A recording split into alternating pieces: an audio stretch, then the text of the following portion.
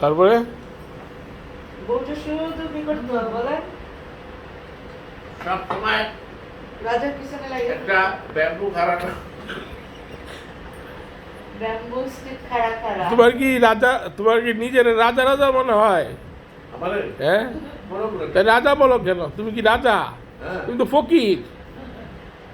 রাজা ফকিরই তো রাজা হয়, রাজা ফকির হয়। এটা কি তুমি জানো?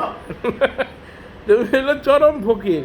তুমি যেহেতু যা পাও টুকায় নিয়ে ঘরের মধ্যে লাগাও। নবাব সিরাজদৌল্লারে দেখো, হ্যাঁ সেটা মাথায় রাখবা। হ্যাঁ, নবাব সিরাজদৌল্লা কি ছিল? নবাব। নবাব এরকম টুকাইতো না।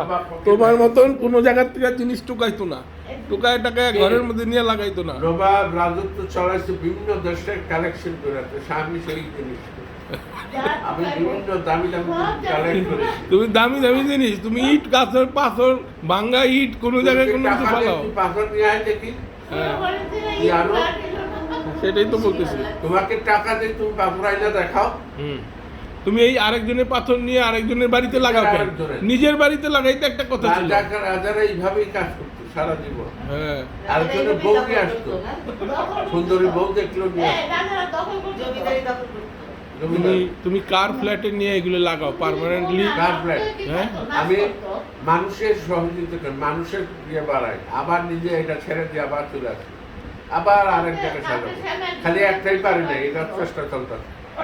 আর এইটারে চেষ্টা করে কি করবা? এইটারে বেশ করেই তো সবকিছু করতেছো। এইটা যত ঠিক না, এইটাই আরেকটা পারি নাই, এইটাই এখনো পারি নাই, কেন নিজেও জানি না। এটা এখন চেষ্টায় আছে, আসলে অনেক কিছু আছে, এটা